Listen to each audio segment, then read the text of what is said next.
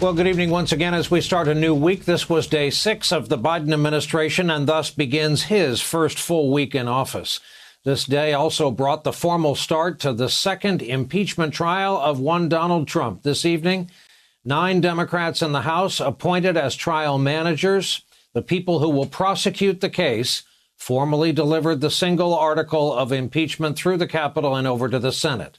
They walked through what is essentially still a crime scene, the halls of the U.S. Capitol, where just weeks ago, a mob carrying Trump flags and screaming, "Hang Mike Pence," carried out an insurrection.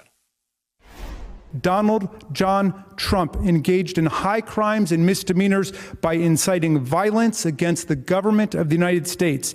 Thus incited by President Trump, members of the crowd he had addressed in an attempt to, among other objectives, interfere with the joint session's solemn constitutional duty to certify the results of the 2020 presidential election, unlawfully breached and vandalized the Capitol, injured and killed law enforcement personnel, menaced members of Congress, the vice president, and congressional personnel, and engaged in other violent, deadly, destructive, and seditious acts.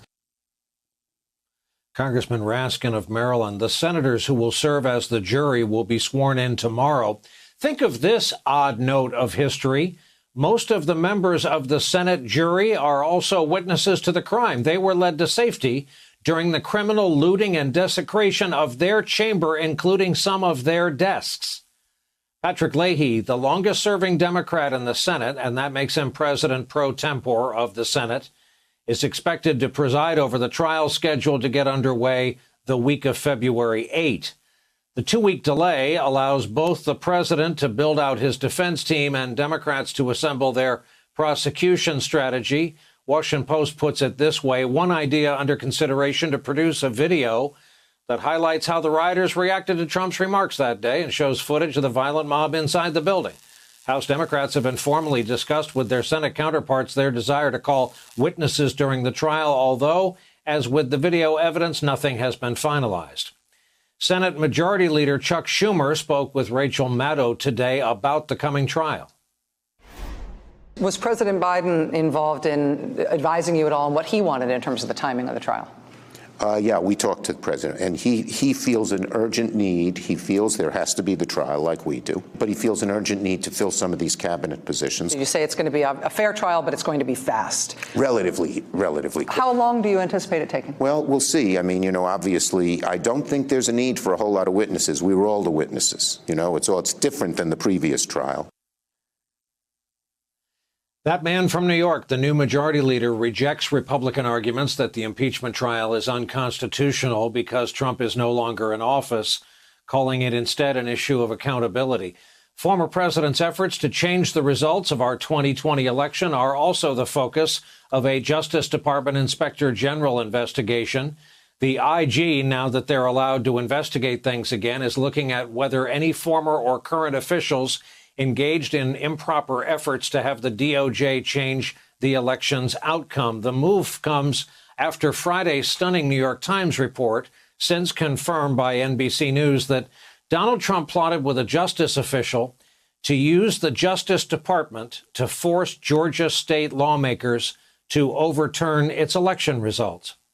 The 2 weeks until Trump's Senate trial means there's increasing pressure on the new Biden administration, which, as you heard the majority leader say, is trying to build out a cabinet, get a nearly $2 trillion stimulus bill passed, while also trying to pull off a mass COVID vaccination program. Today, the Senate did confirm Janet Yellen to be Treasury Secretary. By doing so, she's now the first woman to ever serve in that post. The Biden stimulus bill proving to be more challenging. Earlier today, the Senate minority leader offered this assessment of the chances. The new administration's first draft of their sprawling proposal misses the mark, and press reports make clear this is not just a Republican view.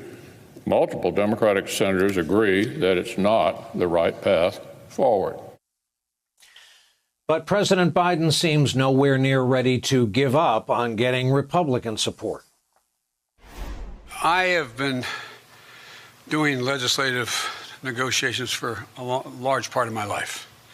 I know how the system works. What I'm going to be doing, and we've already begun, is making it clear to the leadership in the House and the Senate, as well as the group of 16, bipartisan group, and saying, here's what I'm doing, here's why I want to do it, here's why I think we need to do it, and what kind of support can or can't you give to that. I don't expect we'll know whether we have an agreement and to what extent the entire package will be able to pass or not pass until we get right down to the very end of this process, which will be probably in a couple weeks. The president also continued to issue more executive orders today. One of them repealed the Trump administration ban on transgender personnel serving in the U.S. military. Another requires government agencies to purchase more products and services from American workers and business and industry. But the new administration says our uncontrolled pandemic remains priority number one.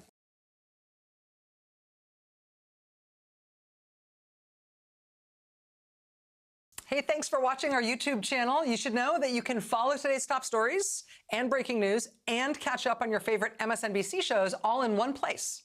Download the NBC News app today.